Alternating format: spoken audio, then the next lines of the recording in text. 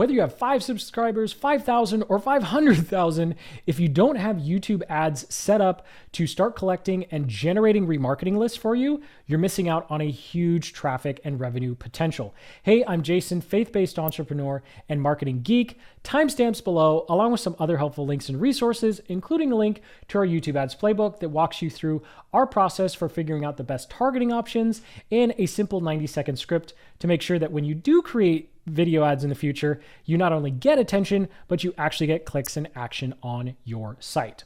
All right, so when it comes to remarketing, it really doesn't matter how big or small or new or old your channel is, your website, your business, or anything, because whether it's day 1 or day 100, we need to set up remarketing lists because these things are going to continually work for us in the background. So when it comes to setting up a remarketing campaign inside of Google Ads for YouTube, it's pretty much the same process, right? We're still going to be setting up our campaign settings, choosing our placements and budgets. But then when we get to the ad group level, instead of choosing in-market, affinity, custom intent, or combined life events, now I'm hitting the mic, whatever, we're going to be targeting people based upon how they've interacted with our website or with our channel. And of course, we need to set those audiences up because Google doesn't do that for us. And then of course, in our ads are pretty much going to be the same, right? We don't have to be creepy and say, hey, I know you were watching my YouTube video, so check this out, right? Every once in a while I see those ads and yeah, you could have some fun and play with it. But for the most part, it just comes across as creepy and people don't like being told that you knew that they were on your website last week and that you didn't buy, right? So let's go ahead, jump into the ads interface here. And the first thing we need to do is set up our audiences. So from wherever you are, I'm going to jump out of my demo campaign here. I'm going to go to all campaigns. And of course, this is where you're going to see all campaigns, past, present, and future. And I don't know why I said that. Go to Tools and Settings and click on Audience Manager. And then under Audience Manager, it's going to, by default, load your data segments. And so you can see here, I have a lot set up because I was OCD. And I can tell you from personal experience, you don't have to work that hard. So there's only a couple that you need. So I'll go ahead and click this plus button so we can create audiences based upon people who visited your site, visited specific pages on your site, and then run video ads to those people. But here I'm going to focus on YouTube users. So once we open up YouTube users here, we'll go ahead and give our audience a name. And because I have 2 channels connected to this account, I'm just going to call it Aspire so I know which channel it's for. 2 means YouTube and viewers over the past 90 days. Now, of course, we'll go ahead and select the channel that I want to use.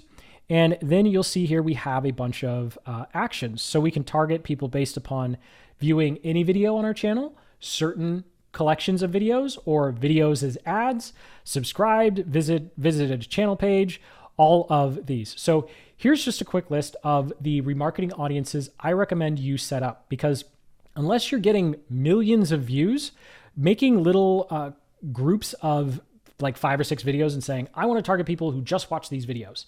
The audience is going to be too small to target, right? So I had lots of those. And even to this day, I reached 100,000 subs and I still don't have enough views to view them.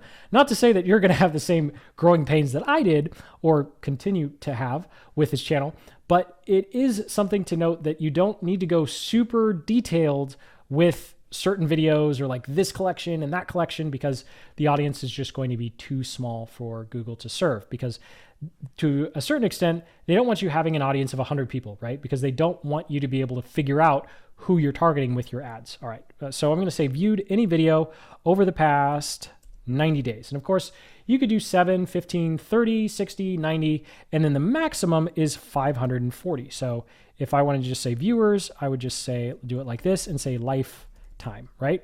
And that's 540.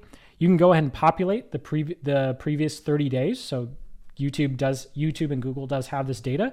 So I'd recommend doing that. But you can see why it's so important to just set all these up now because 540 days, that's a long time. So this audience is going to grow in the background. Even if you decide to turn off your ads next week, at least this is going and this is growing. And so again, there's the list of what I recommend in terms of setting up these audiences. And with that, we're all good to go. I'll go and click cancel though, because I already have these set up. So once you have this, we're ready to go into the campaign structure and set up your campaign. So I'll go and click the back button here, and we're back to our campaigns. So I can click the blue plus button so I can create a new campaign, or I can load campaign settings. Now, if you already have campaigns set up, hopefully you've already done that following our advice on this channel, then you could just go ahead and click a previous campaign that you already set up. For example purposes, I'm just going to go from scratch. But of course, assuming that you've already set up campaigns, I'm going to go relatively quickly here. So I'll create it without goals or guidance. I'm going to do video, get views, and then we're just going to go ahead and click on continue. So here, this is going to be remarketing. Our bid strategy is going to be maximum cost per view. And for our daily budget, I'm just going to do $250 because I just want this to kind of run in the background. And even though I can't quantify the data, I can tell you my channel definitely grew faster when I had these kinds of campaigns just running in the background a couple dollars a day.